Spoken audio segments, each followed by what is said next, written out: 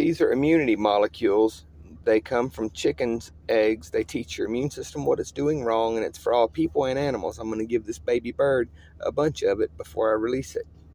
Just pour some of it down its throat. You got to break their little beak open like this, and grab the pill, and just pour some of it down its throat. And then give it some water.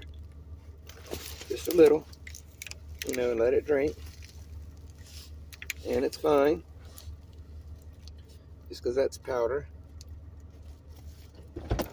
And now look at his new home. There's thousands of pigeons and birds out here. So there, okay, go away, little baby, sorry.